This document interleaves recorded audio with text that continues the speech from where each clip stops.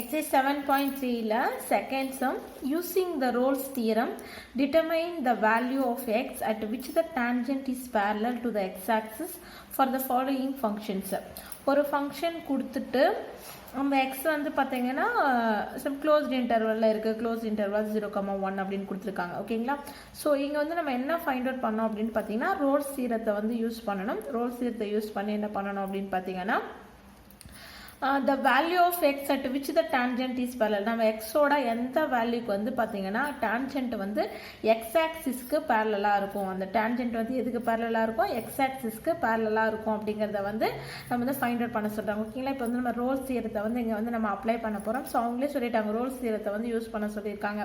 So நம்ம கொடுத்துருக்க polynomial வந்து என்ன அப்படின்னு பார்த்தீங்கன்னா f of x equal to x square minus x x belongs to the closed interval 0,1. நமக்கு வந்து ஒரு கான்செப்ட் தெரியும். பாலினாமியல் அப்படின்னு சொன்னாலே அது பாலினாமியல் வந்து பார்த்தீங்கன்னா நம்ம கொடுத்துருக்க ஃபங்க்ஷன் வந்து என்ன அப்படின்னு பார்த்தீங்கன்னா f of x equal to x square minus x. இதுதான் வந்து நம்ம கொடுத்துருக்க பாலினாமியல். ஃபர்ஸ்ட் வந்து என்ன சொல்லணும் அப்படின்னு பார்த்தீங்கன்னா இந்த f of x வந்து என்னவா இருக்கும் அப்படின்னு பார்த்தீங்கன்னா f of x is continuous. எப்படி இருக்கும் அப்படின்னு பார்த்தீங்கன்னா கண்டினியூஸாக இருக்கும். Continuous at the closed interval 0,1. நமக்கு வந்து என்ன இன்டர்வல் கொடுத்துருக்காங்கன்னா இங்கே x வந்து belongs to closed interval 0,1 அப்படின்னு கொடுத்துருக்காங்க. ஸோ அப்போ வந்து பார்த்தீங்கன்னா இந்த f of x வந்து பார்த்தீங்கன்னா இந்த closed interval 0,1ல கண்டினியூஸாக இருக்கும். அதே மாதிரி இது வந்து பாலினாமியல் அப்படிங்கிறதுனால இந்த f of x வந்து பார்த்தீங்கன்னா இஸ் டிஃப்ரென்ஷியபிள். இது வந்து என்ன பண்ணலாம் அப்படின்னு பார்த்தீங்கன்னா டிஃப்ரென்ஷியேட் பண்ணலாம். So differentiable at the open interval 0,1. Open interval 0,1ல வந்து பார்த்தீங்கன்னா இந்த ஃபங்க்ஷன் வந்து டிஃப்ரென்ஷியபிளாக இருக்கும். அப்போ டூ ஸ்டேட்மெண்ட்ஸ் வந்து ரோல்ஸ் தியரத்தோட டூ ஸ்டேட்மெண்ட்ஸ் வந்து சாட்டிஸ்ஃபை பண்ணுது. நெக்ஸ்ட் வந்து தேர்ட் வந்து என்ன பண்ணணும் அப்படின்னா F of A equal to F of B அப்படிங்கிறத வந்து நம்ம ஷோ பண்ணணும். இங்கே வந்து ஏ வந்து என்ன அப்படின்னு பார்த்தீங்கன்னா ஏ வந்துட்டு 0, பி வந்துட்டு 1. ஓகேங்களா? இந்த ஃபங்க்ஷனில் நம்ம என்ன செய்யணும் அப்படின்னா ஏக்கு பதிலாக 0, அதாவது எக்ஸுக்கு பதிலாக 0 அப்படின்னு சப்ஸ்டியூட் பண்ணோம். ஓகேங்களா? அப்போ 0 எக்ஸுக்கு பதிலாக 0 அப்படின்னு சப்ஸ்டியூட் பண்ணியாச்சு. எக்ஸ் ஸ்கொயருக்கு வந்து 0 square minus 0. So f of 0 வந்து 0 அப்படின்னு கிடைக்குது. f of 0 வந்துட்டு என்ன பாருங்க 0. இப்போ நம்ம f of 1 அப்படின்னு xக்கு பதிலாக 1 அப்படின்னு அப்ளை பண்ணலாம். 1 ஸ்கொயர் பண்ணால் 1 தான். xக்கு பதிலாக 1 அப்ளை பண்ணுறோம். 1 மைனஸ் 1 வந்து 0. f of 1 வந்து பார்த்தீங்கன்னா 0. f of 0 0ன்னு கிடைக்குது. f of 1 0ன்னு கிடைக்குது. அப்போ f of 0 equal to f of 1. பாருங்க இந்த தேர்ட் கண்டிஷனையும் வந்து பார்த்தீங்கன்னா இது சாட்டிஸ்ஃபை பண்ணிடுது. ஃபோர்த் வந்து நம்ம என்ன பண்ணணும் அப்படின்னு பார்த்தீங்கன்னா f dash of x வந்து நம்ம ஃபைண்ட் அவுட் பண்ணோம். அப்படின்னா என்ன அர்த்தம்? f of x வந்து நம்ம டிஃப்ரென்ஷியேட் பண்ணணும். ஓகேங்களா? நமக்கு வந்து f of x வந்து என்ன கொடுத்துருக்காங்க x ஸ்கொயர் மைனஸ் எக்ஸ் அப்படின்னு வந்து நம்ம கொடுத்துருக்காங்க. ஸோ நம்ம இதை டிஃப்ரென்ஷியேட் பண்ணலாம். ஸோ டிஃப்ரென்ஷியேட் பண்ணோம் அப்படின்னா f dash of x ஸ்கொயரை டிஃப்ரென்ஷியேட் பண்ணால் 2x, எக்ஸை டிஃப்ரென்ஷியேட் பண்ணால் 1 அப்படின்னு 2x மைனஸ் 1. ஸோ இதில் வந்து நமக்கு என்ன கண்டிஷன் c வந்துட்டு எப்படி ஃபைண்ட் அவுட் பண்ணுவோம் அப்படின்னு பார்த்தீங்கன்னா f dash of c equal to 0 அப்படின்னு சொல்லுவோம். f dash of c equal to 0. இப்போ பாருங்க இங்கே வந்துட்டு f dash இங்கே எக்ஸுக்கு பதிலாக c அப்படி வந்து நம்ம சப்ஸ்டியூட் பண்ணோம். ஸோ இப்போ f dash of c அப்படிங்கிறது வந்து பார்த்தீங்கன்னா எக்ஸுக்கு பதிலாக c அப்படின்னு போனால் 2c மைனஸ் 1. இப்போ f dash of c என்ன பண்ணோம் ஈக்குவல் டு 0ன்னு சொல்லணும் இல்லையா? ஓகேங்களா? ஸோ பாருங்க லெஃப்ட் ஹேண்ட் சைடு ரெண்டும் ஈக்குவல்னு சொன்னால் ரைட் ஹேண்ட் சைடு என்ன பண்ணிக்கலாம் நம்ம ஈக்குவேட் பண்ணலாம் தானே? ஸோ அப்போ 2c மைனஸ் 1 ஈக்குவல் டு 0. அப்போ 2c ஈக்குவல் டு மைனஸ் 1 வந்து ரைட் ஹேண்ட் சைடு கொண்டு போனால் 1 அப்படின்னு வரும். c ஈக்குவல் டு 1/2 அப்படின்னு வரும். இந்த c வந்து பார்த்தீங்கன்னா எதுக்குள்ளே இருக்கும் அப்படின்னு பார்த்தீங்கன்னா ஓப்பன் இன்டர்வல் 0,1ல வந்து இருக்கும். பாருங்க ஏன்னா 0க்கும் 1க்கும் பிட்வீனில் தான் வந்து பார்த்தீங்கன்னா 1/2 அப்படிங்கிறது வந்து வேல்யூ வந்து நமக்கு இருக்கும். அப்போ இந்த சி வேல்யூ கண்டிப்பாக இந்த இன்டர்வலுக்குள்ளே இருக்கும். நம்ம வந்து என்ன கேட்டாங்க இதுதான் வந்து அந்த எக்ஸ்ன்ற பாயிண்ட் எக்ஸ் ஆக்சிஸில். இப்போ எக்ஸ் ஆக்சிஸில் வந்து பார்த்தீங்கன்னா 0, இங்கே வந்துட்டு 1 இருக்குது.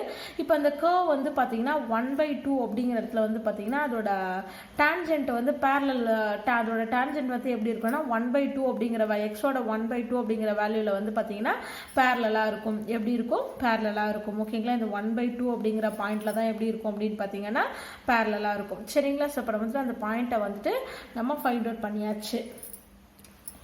செகண்ட் சம்மில் வந்து பார்த்தீங்கன்னா அதில் செகண்ட் சப்டிவிஷனை f of x equal to X square minus 2x divide by X plus 2. இந்த எக்ஸ் வந்து பார்த்தீங்கன்னா பிலாங்ஸ் டு க்ளோஸ்ட் இன்டர்வல் -1,6. இது வந்து ரோல்ஸ் தியரத்தை யூஸ் பண்ணி என்ன பண்ணணும் அப்படின்னு பார்த்தீங்கன்னா இப்போ இந்த ஃபங்க்ஷனோட டான்ஜென்ட் வந்து எக்ஸ் ஆக்சிஸோட எந்த பாயிண்ட்டுக்கு பேரலாக இருக்கும் அப்படின்னு வந்து கேட்குறாங்க.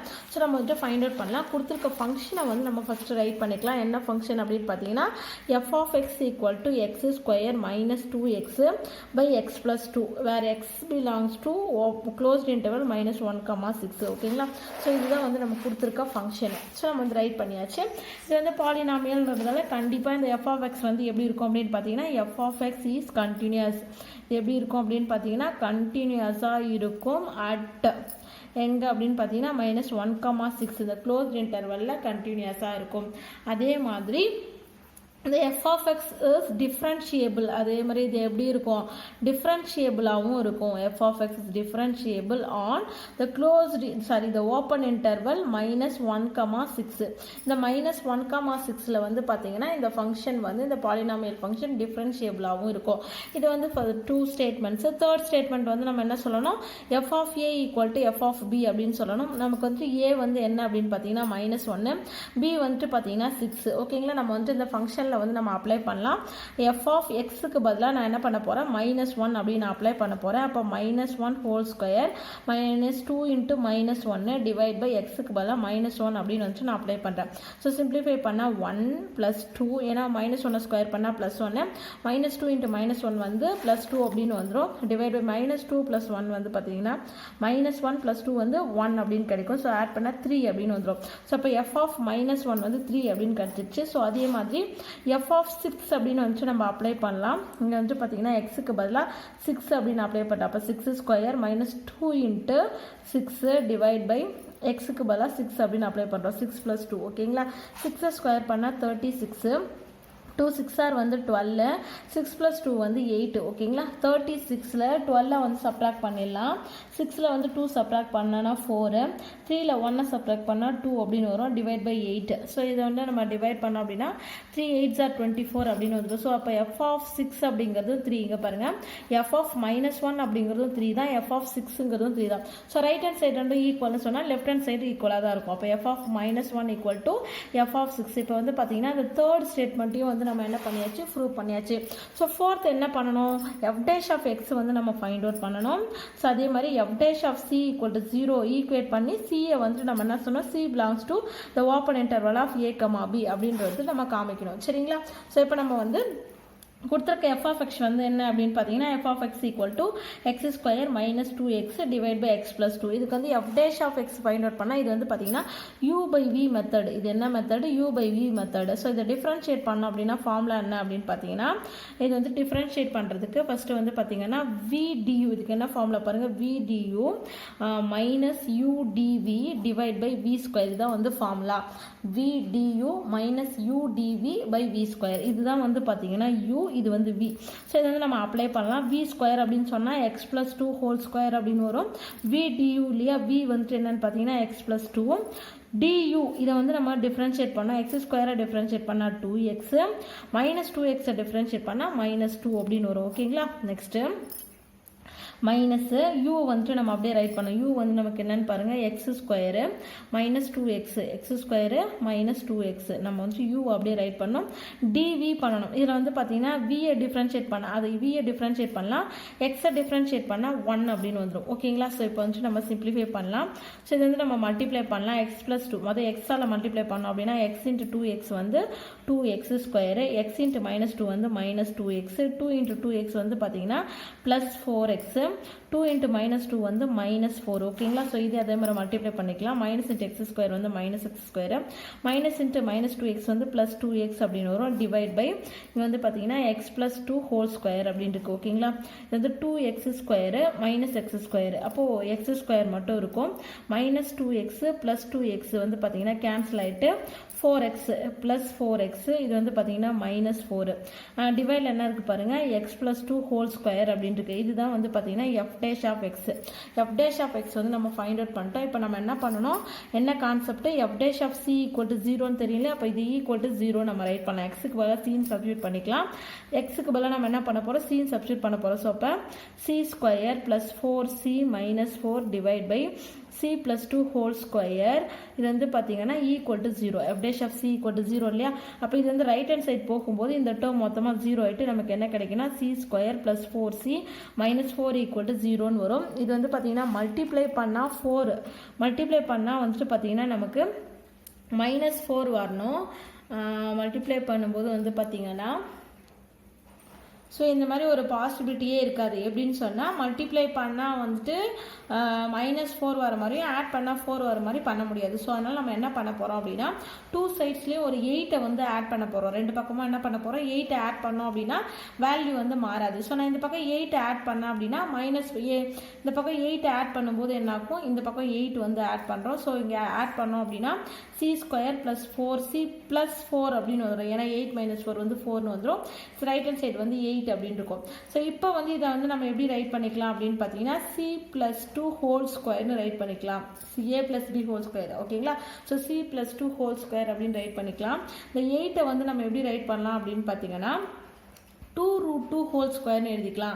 8 வந்து நம்ம எப்படி ரைட் பண்ணலாம், 2√2². ஏன்னா இப்போ தான் நம்ம ஸ்கொயரை வந்து கட் பண்ணுறதுக்கு வசதியாக இருக்கும். ஸோ அதனால தான் நம்ம இந்த மாதிரி ரைட் பண்ணிக்கிட்டோம். ஸோ இப்போ வந்து பார்த்தீங்கன்னா 2 அதாவது ஸ்கொயரை வந்து கட் பண்ணிடலாம். ஸோ ஸ்கொயரை கட் பண்ணிட்டோம் அப்படின்னு பார்த்தீங்கன்னா நமக்கு வந்து என்ன கிடைக்கும் அப்படின்னு பார்த்தீங்கன்னா c + 2 ± 2√2ன்னு கிடைக்கும். என்னன்னு கிடைக்கும், ± 2√2 அப்படின்னு கிடைக்கும். இப்போ வந்து இங்கே +2 அப்படின்னு இருக்கு இல்லையா, அது வந்து ரைட் ஹேண்ட் சைடு நம்ம வந்து கொண்டு போகலாம். c = -2 அப்படின்னு வரும். ஓகேங்களா, -2 ± 2√2 அப்படின்னு கிடைக்கும். ± 2√2 அப்படின்னு கிடைக்கும். இப்போ வந்து பார்த்தீங்கன்னா 2 வேல்யூ இருக்குது சிக்கு வந்து பார்த்தீங்கன்னா c = -2 + 2√2ன்னு ஒரு வேல்யூ இருக்கும். இன்னொரு வேல்யூ வந்து பார்த்தீங்கன்னா c = -2 - 2√2 அப்படின்னு ஒரு வேல்யூ, 2 வேல்யூ கிடைக்கும். இப்போ பாருங்க, நமக்கான இன்டர்வல் வந்து என்ன அப்படின்னு பார்த்தீங்கன்னா நமக்கான இன்டர்வல் வந்து -1,6 அப்படிங்கிறது தான் நமக்கான இன்டர்வல். ஓகேங்களா. இப்போ இது ரெண்டையும் ஆட் பண்ணோம் அப்படின்னா கண்டிப்பாக -2 விட அதிகமாக வேல்யூ வருது. ஆனால் நம்ம இன்டர்வெல்ல -1 வரைக்கும் தான் இருக்கிறதே, -1க்குள்ளே தான் இருக்கிறதே. அப்போ கண்டிப்பாக இது வந்து நம்ம அந்த இன்டர்வல்குள்ளே வராது, இந்த வேல்யூ வந்து அந்த இன்டர்வல்குள்ளே வராது. ஸோ அப்போ சி வந்து இந்த வேல்யூவாக இருக்க முடியாது. ஸோ இந்த வேல்யூ எடுத்துக்கலாம். நம்ம ரூட்டுக்கு வந்து நமக்கு தோராய மதிப்பு வந்து தெரியும், அப்ராக்சிமேட்டாக 1.414 அப்படின்னு சம்திங் இருக்கும். இப்போ இந்த 2ஆல் மல்டிப்ளை பண்ணும்போதும் என்ன ஆகும்னா 2.8 சம்திங் அந்த மாதிரி தான் வரும். இது வந்து பார்த்தீங்கன்னா -2ன்னு இருக்கு. இப்போ -2 + 2 சப்ராக்ட் பண்ணும்போது இந்த பாயிண்ட் சம்திங் வேல்யூ வரும். அது கண்டிப்பாக எங்கே இருக்கும்னா அந்த -1,6க்கு பிட்வீனில் தான் இருக்கும். எங்கே இருக்கும் அந்த வேல்யூவை, இந்த -1க்கும் 6க்கும் பிட்வீனில் இருக்கு. ஏன்னா -2 இந்த வேல்யூ வந்து பார்த்தீங்கன்னா 2 பாயிண்ட் சம்திங்னு வரும். இப்போ -2லேருந்து +2 சப்ராக்ட் பண்ணும்போது இந்த பாயிண்ட் வேல்யூ தான் வரும், பாயிண்ட் சம்திங் வேல்யூ இருக்கும். அந்த வேல்யூ எங்கே இருக்கும், அந்த -1,6க்கு பிட்வீனில் தான் இருக்கும். ஸோ நம்ம வந்துட்டு பார்த்தீங்கன்னா அந்த வேல்யூ வந்து ஃபைண்ட் அவுட் பண்ண, அப்போ நமக்கான சி வந்து என்னவா இருக்க முடியும்னா இந்த -2 + 2√2 அப்படிங்கிறது தான் வந்து பார்த்தீங்கன்னா நமக்கான அந்த பாயிண்ட். இந்த எக்ஸோட இந்த பாயிண்ட்ல தான் வந்து பார்த்தீங்கன்னா அந்த கர்வோட டேன்ஜென்ட் வந்து எக்ஸ் ஆக்சிஸ்க்கு பேரலாக இருக்கும். கர்வோட டேன்ஜென்ட் எதுக்கு பேரலாக இருக்கும், இப்போ நான் வந்துட்டு ஒரு கர்வ் வந்து நான் ட்ரா பண்ணுறேன் அப்படின்னா இங்கே பாருங்க, -1லேருந்து 6 வரைக்கும் சப்போஸ் கர்வ் வந்து இந்த மாதிரி இருக்குது அப்படின்னா எங்கே வந்து இது டேன்ஜென்ட்டாக இருக்கும், அதாவது எக்ஸ் ஆக்சிஸ்க்கு பேரலாக இருக்கும் அப்படின்னு பார்த்தீங்கன்னா நமக்கு ஒரு வேல்யூ சொன்னாங்க. இப்போ நான் இது வந்து ஒரு லைன் இங்கே ட்ரா பண்ணுறேன் அப்படின்னா இப்போ வந்து இது வந்து எப்படி இருக்குது பாருங்கள், இந்த டேன்ஜென்ட் வந்து நான் டேன்ஜென்ட் வந்து ட்ரா பண்ணுறேன் அப்படின்னா அந்த டேன்ஜென்ட் எப்படி இருக்கணும், அந்த டேன்ஜென்ட் வந்து எப்படி இருக்கும் அப்படின்னு பார்த்தீங்கன்னா இப்போ வந்து இது ஒரு கர்வு, நான் டேன்ஜென்ட் வந்து ட்ரா பண்ணுறேன். இந்த டேன்ஜென்ட் வந்து பார்த்தீங்கன்னா எக்ஸ் ஆக்சிஸ்க்கு எப்படி இருக்கணும், பேரலாக இருக்கணும். எந்த பாயிண்டில் பேரலாக இருக்கும். ஸோ அப்போ நமக்கான ஆன்சர் வந்து பார்த்தீங்கன்னா -2 + 2√2 இந்த பாயிண்டில் தான் வந்து பார்த்தீங்கன்னா அந்த டேன்ஜென்ட் வந்து எப்படி இருக்கும் அப்படின்னா இந்த எக்ஸ் ஆக்சிஸ்க்கு பேரலாக இருக்கும் அப்படிங்கிறாங்க. ஓகேங்களா. ஆல்ரெடி நம்ம கான்செப்ட்லேயே கூட பார்த்துருக்கோம். இங்கே பாருங்கள், ஒரு இன்டர்வல் வந்து இந்த மாதிரி எடுத்துக்கிறோம், A to B வரைக்கும் ஒரு இன்டர்வல் எடுத்துக்கிறோம். அந்த இன்டர்வல்குள்ளே இருக்கிற ஏதோ ஒரு எக்ஸோட பாயிண்ட்டுக்கு வந்து பார்த்திங்கன்னா நமக்கு வந்து இந்த கர்வோட டேன்ஜென்ட் வந்து பார்த்திங்கன்னா எக்ஸ் ஆக்சிஸ்க்கு பேரலாக இருக்கும். எந்த பாயிண்டில் இருக்குது அப்படின்னு பாருங்கள், இந்த x = Cங்கிற பாயிண்ட்டுக்கு வந்து எப்படி இருக்குது அந்த டேன்ஜென்ட், கர்வோட அந்த டேன்ஜென்ட் வந்து பேரலாக இருக்குது. ஓகேங்களா. இந்த எக்ஸுங்கிற பாயிண்ட்டை தான் இப்போ வந்து நம்ம ஃபைண்ட் அவுட் பண்ணிட்டு இருக்கோம். எதை ஃபைண்ட் அவுட் பண்ணுறோம், அந்த எக்ஸுங்கிற பாயிண்ட்டை. இப்போ எந்த பாயிண்ட்ல இந்த கர்வோட டேன்ஜென்ட் வந்துட்டு எக்ஸ் ஆக்சிஸ்க்கு பேரலாக இருக்கும் அப்படிங்கிறது தான் வந்து நம்ம இப்போ ஃபைண்ட் அவுட் பண்ணிட்டு இருக்கோம். ஓகேங்களா. நெக்ஸ்ட் வந்து பார்த்தீங்கன்னா தேர்ட் சப்டிவிஷன். இதிலே வந்து பார்த்தீங்கன்னா தேர்ட் சப்டிவிஷன் இருக்குது. என்னன்னு பாருங்கள், f(x) = √x - x/3, x belongs to the closed interval 0,9. ஓகேங்களா. ஸோ இப்போ இதுக்கு வந்து நம்ம என்ன பண்ணணும், எக்ஸோட எந்த பாயிண்ட்டுக்கு வந்து பார்த்தீங்கன்னா அந்த கர்வோட டேன்ஜென்ட் வந்து எக்ஸ் ஆக்சிஸ்க்கு பேரலாக இருக்கும் அப்படிங்கிறத வந்து நம்ம ஃபைண்ட் அவுட் பண்ண போகிறோம்.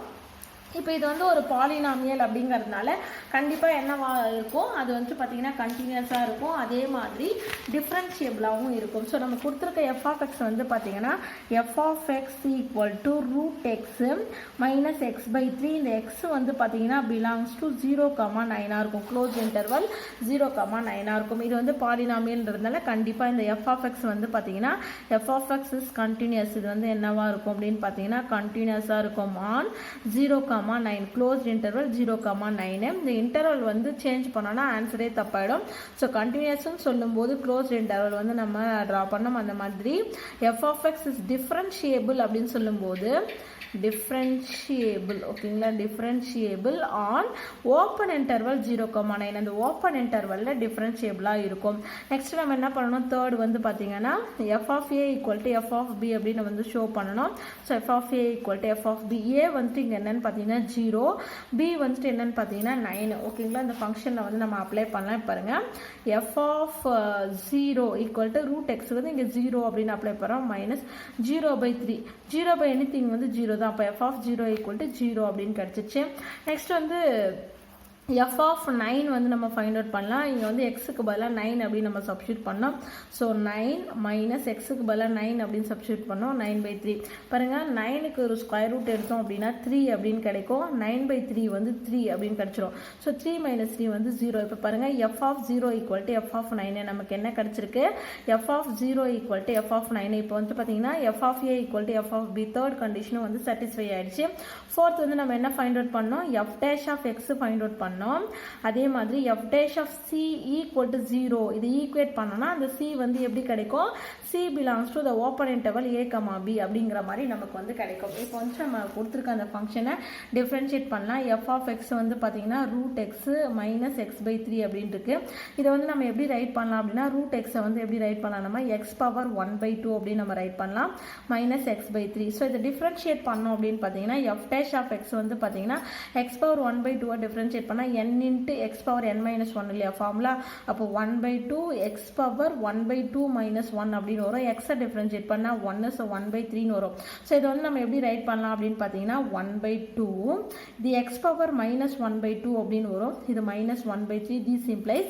எப்படி ரைட் பண்ணலாம் அப்படின்னு பார்த்தீங்கன்னா 1/2 எக்ஸ் பவர் இது மைனஸ் 1/2 1/2 ரூட் எக்ஸ் அப்படின்னு எழுதலாம், மைனஸ் 1/3. ஸோ இந்த மாதிரி வந்து நம்ம ரைட் பண்ணிக்கலாம் 1/2 ரூட் எக்ஸ் மைனஸ் 1/3. இப்போ நமக்கு வந்து கான்செப்ட் என்ன, F dash of C equal to 0 இதுதானே நமக்கு வந்து F dash of X. So இப்போ F dash of C equal to 0 அப்படின்னா இப்போ இந்த வேல்யூ வந்து ஈக்குவல் டு 0 அப்படின்னு பண்ணணும். அதாவது 1/2 root c minus 1/3 equal to 0 ஓகேங்களா. ஸோ இப்போ வந்து 1/2 root c equal to minus 1/3 வந்து ரைட் ஹேண்ட் சைட் போனால் ப்ளஸ் 1/3 அப்படின்னு வரும். இப்போ நம்ம ரெண்டுத்துக்கும் ரெசிப்ரோக்கல் எடுக்கலாம். ரெசிப்ரோக்கல் எடுத்தோம் அப்படின்னா 2 root c equal to 3 அப்படின்னு வந்துடும்.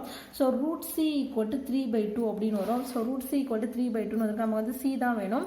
அப்போ ரெண்டு பக்கமும் நம்ம ஸ்கொயரிங் பண்ணலாம். ஸ்கொயரிங் பண்ணால் c equal to 9/4 அப்படின்னு வந்துடும். சியோட வேல்யூ வந்து என்னன்னு கிடைக்கும், 9/4 அப்படின்னு கிடைக்கும். ஓகேங்களா. ஸோ 9/4 என்ன 2 பாயிண்ட் சம்திங் அப்படின்னு வரும். நமக்கு இன்டர்வல் இந்த சி வந்து எங்கே இருக்கும் பாருங்க, பிலாங்ஸ் டு ஓப்பன் இன்டர்வல் 0,9.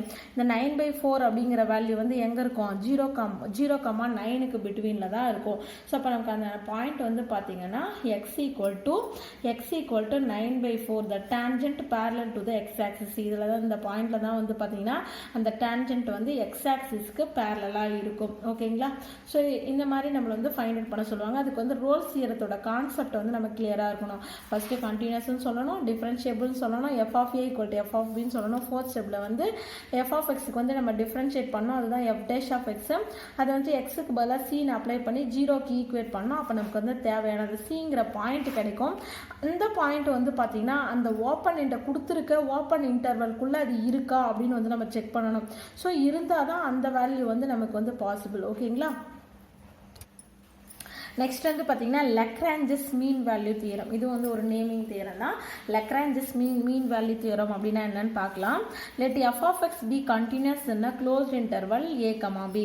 அதாவது f of x அப்படிங்கிற ஃபங்க்ஷன் வந்து இந்த closed intervalல கண்டினியூஸாக இருக்கும் and differentiable in the open interval a, b. இதுவும் வந்து ரோல்ஸ் தியரத்துப்படி தான் அந்த டூ ஸ்டேட்மெண்ட்ஸும் சேமாக இருக்கும். ஓகேங்களா. வேறு f of a, f of b are not necessarily equal. ஆனால் இந்த மீன் வேல்யூ தியரத்தில் வந்து பார்த்தீங்கன்னா f of a-வும் f of b-யும் ஈக்குவலாக இருக்கணும் அப்படிங்கிற அவசியம் கிடையாது. பட் ரோல்ஸ் தியரத்தில் என்ன சொல்லுவோம், f of a equal to f of b சொல்லுவோம் இல்லையா. இந்த லக்ரான்ஜஸ் மீன் வேல்யூ தியரத்தில் ரெண்டும் ஈக்குவலாக இருக்கணுன்ற அவசியம் கிடையாது. ஓகேங்களா. R not necessarily equal. Then there is exist at least one point. இப்படி இருக்கும்போது கண்டிப்பாக ஓப்பன் இன்டர்வல் a, bக்கு பிட்வீனில் சிங்கிற ஒரு பாயிண்ட் வந்து எக்ஸிஸ்ட் ஆகும். அது வந்து எப்படி நம்ம ஃபைண்ட் அவுட் பண்ணுவோம் அப்படின்னு பார்த்தீங்கன்னா f dash of c equal to f of b minus f of a divide by b minus a. Rolle's தியரம்னு சொல்லும்போது நம்ம என்ன பண்ணுவோம்னா f dash of c equal to 0 அப்படின்னு சொல்லி அதை ஃபைண்ட் அவுட் பண்ணுவோம். பட் லக்ரான்ஜஸ் மீன் வேல்யூ தியரம் அப்படின்னு சொல்லும்போது இந்த ஃபார்முலா வந்து யூஸ் பண்ணுவோம். ஓகேங்களா. இதோட டயக்ராம் வந்து இந்த மாதிரி தான் இருக்கும். அதாவது இது வந்து ஒரு ஃபார் எக்ஸாம்பிள் டயக்ராமு. இது ஒரு கர்வு. இது வந்து பார்த்தீங்கன்னா f of a, இது வந்து f of b. ஓகேங்களா. ஸோ இந்த மாதிரி கர்வ் இருக்குது. இந்த டேன்ஜென்ட், இந்த கர்வுக்கு வந்து டேன்ஜென்ட் வந்து நம்ம ட்ரா பண்ணுறோம். இந்த டேன்ஜென்ட் வந்து பார்த்தீங்கன்னா இந்த கர்வோட ஏதோ சம் கார்டு இருக்கு இல்லையா, அந்த கார்டுக்கு வந்து அது பேரலாக இருக்கும். அங்கே வந்து நம்ம என்ன சொல்லுவோம், ரோல்ஸ் தியரத்தில் வந்து பார்த்தீங்கன்னா அந்த கர்வோட டேன்ஜென்ட் வந்து எதுக்கு பேரலாக இருக்குன்னா எக்ஸ் ஆக்சிஸ்க்கு பேரலாக இருக்குன்னு சொல்லுவோம். அதுவே மீன் வேல்யூ தியரத்தில் வந்து பார்த்தீங்கன்னா கர்வோட டேன்ஜென்ட் வந்து பார்த்தீங்கன்னா அந்த கர்வோட கார்டுக்கு வந்து எப்படி இருக்கும், பேரலாக இருக்கும். ஓகேங்களா. ஸோ இப்போ வந்துட்டு நம்ம சம் வந்து பார்க்கலாம். எக்ஸசைஸ் 7.3ல வந்து ஃபர்ஸ்ட் சம். ஓகேங்களா. Explain why Rolle's theorem is not applicable to the following function in the respective intervals. என்ன கொடுத்துருக்காங்கன்னா சம் ஃபங்க்ஷன்ஸ் வந்து கொடுத்துட்டாங்க, அதுக்கான இன்டர்வல்ஸும் கொடுத்துருக்காங்க. பட் அவங்களே சொல்லிட்டாங்க இதில் வந்து ரோல்ஸ் தியரம் வந்து இதுக்கு அப்ளிகேபிள் கிடையாது, இந்த ஃபங்க்ஷனுக்கு வந்து அப்ளிகேபிள் கிடையாது. நம்மளை வச்சு அந்த ரீசன் தான் கேட்குறாங்க, ஏன் வந்துட்டு அது அப்ளிகேபிள் கிடையாது அப்படிங்கிறது வந்து கேட்குறாங்க. சரிங்களா. இப்போ வந்து நம்ம ரோல்ஸ் தியரம் அப்படின்னு சொல்லும்போது 4 கண்டிஷன் ஆல்ரெடி நம்ம சொன்னதான். ஸோ இப்போ வந்து ஒரு ஃபங்க்ஷன் வந்து ரோல்ஸ் தியரத்தை சாட்டிஸ்ஃபை பண்ணுது அப்படின்னு சொன்னால் ஃபர்ஸ்ட் அது என்னவா இருக்கணும், அந்த ஃபங்க்ஷன் வந்துட்டு கண்டினியூஸாக இருக்கணும். என்னவா இருக்கணும், கண்டினியூஸாக இருக்கணும். ஆன் க்ளோஸ் இன்டர்வல் a, அப்படி கொடுத்துருக்க அந்த இன்டர்வல் க்ளோஸ்ட் இன்டர்வலில் கண்டினியூஸாக இருக்கணும்.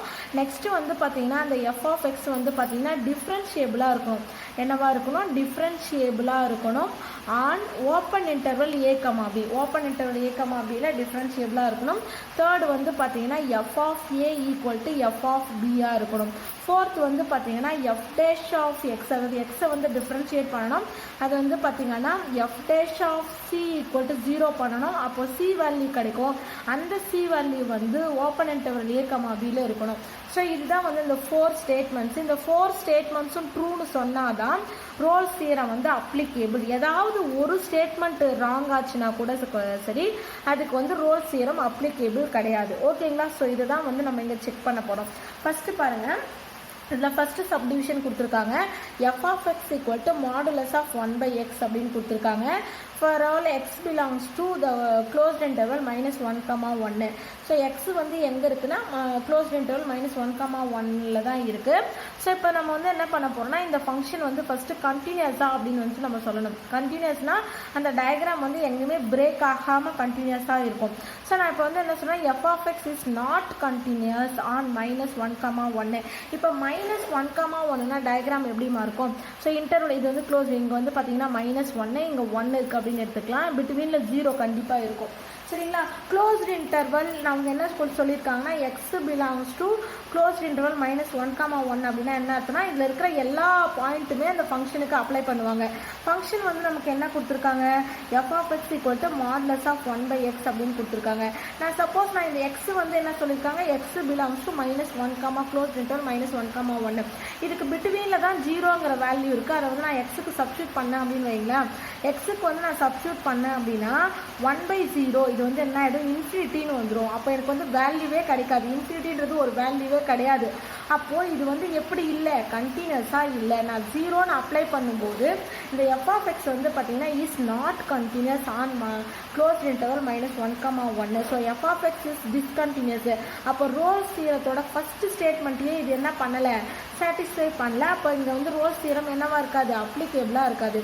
So Rolle's theorem cannot be applicable. ஓகேங்களா, இங்கே வந்து என்னவா இருக்காது, அப்ளிகேபிளாக இருக்காது. நெக்ஸ்ட் செகண்ட் சப்டிவிஷன் பாருங்கள்.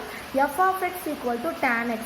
f(x) = tan x அப்படிங்கிற ஒரு ஃபங்க்ஷன் கொடுத்துருக்காங்க. எக்ஸ் வந்து எங்கே டிஃபைன் பண்ணியிருக்காங்கன்னா க்ளோஸ்ட் இன்டர்வல் 0,π. ஓகேங்களா, 0,π வந்து கொடுத்துருக்காங்க. இப்போ வந்து பாருங்கள், f(x) is not continuous on 0,π. 0,πயில் வந்து பார்த்திங்கன்னா இந்த f(x) வந்து கண்டினியூஸாக இருக்காது.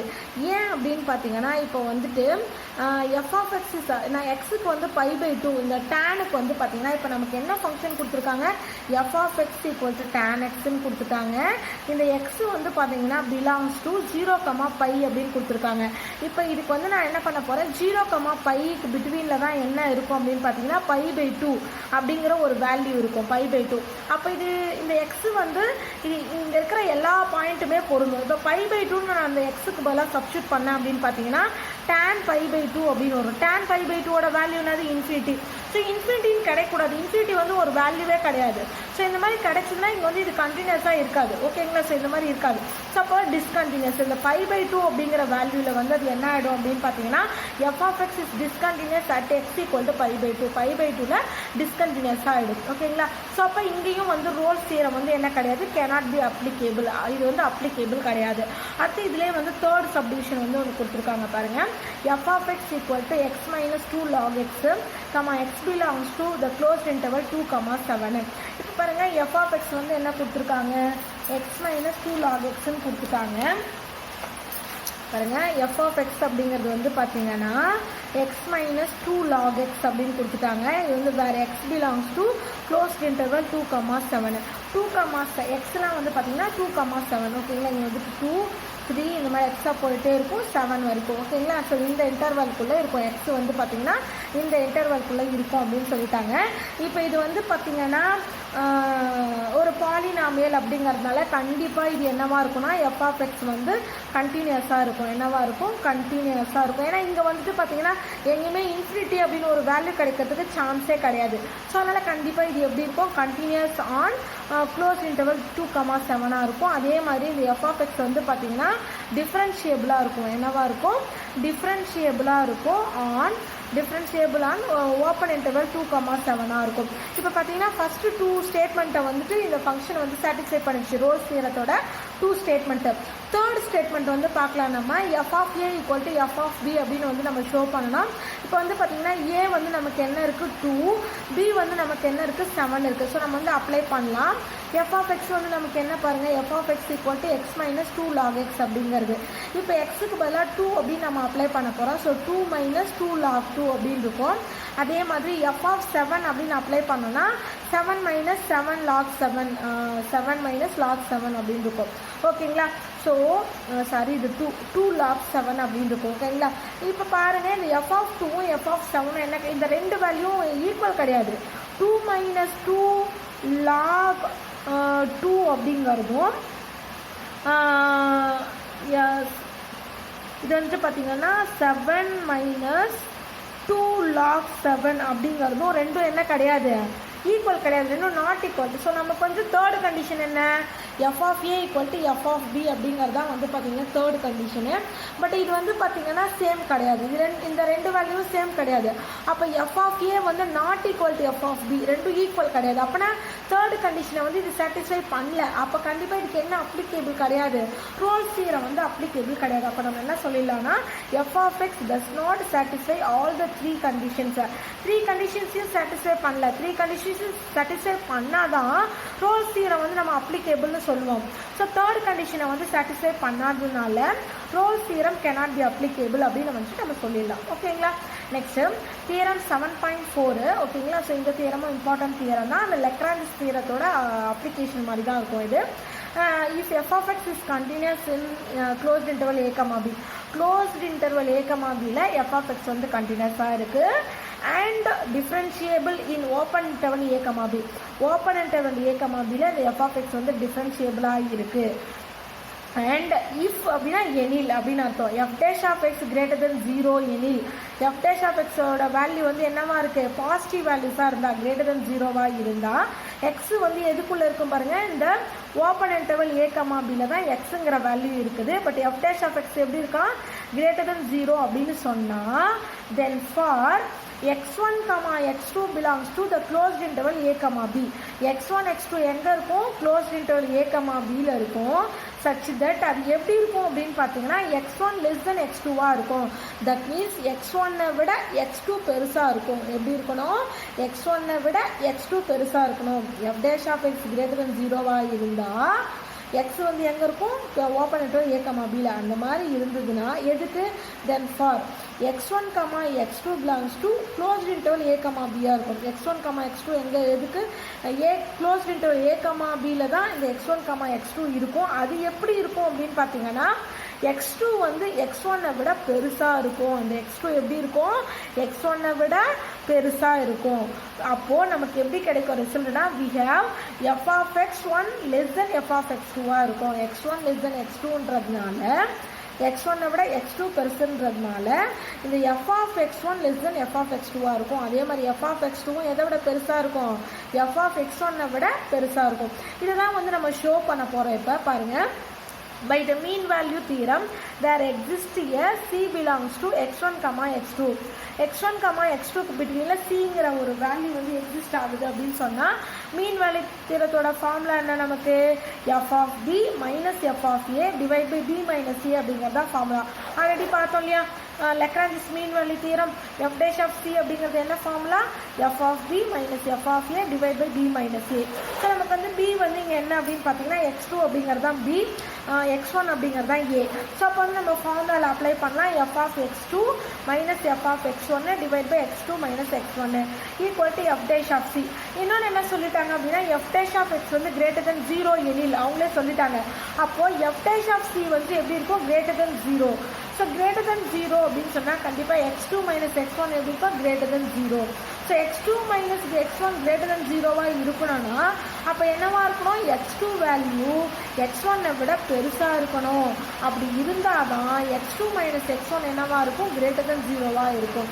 So x2 minus x1 greater than 0வா இருந்துச்சுன்னா என்னவா இருக்கும் பாருங்க, இந்த f of x2 minus f of x1 எப்படி இருக்கும், greater than 0வா இருக்கும். சொல்றது புரியுதுங்களா, x2 minus x1 வந்து greater than 0வா இருக்கு அப்படின்னா அப்போ f of x2 minus f of x1 எப்படி இருக்கும், greater than 0வா இருக்கும். இதுல வந்து நம்ம என்ன சொல்லிடலாம், we conclude that whenever x1 less than x2, x1 less than x2 எப்பெல்லாம் x1 விட x2 பெருசா இருக்கோ அப்போ நமக்கு எப்படி கிடைக்கணும்னா f of x2 வந்து f of x1 விட பெருசா இருக்கும். ஓகேங்களா, சொல்றது புரியுதுங்களா, இது தியரத்தோட கான்செப்ட். Thank you students.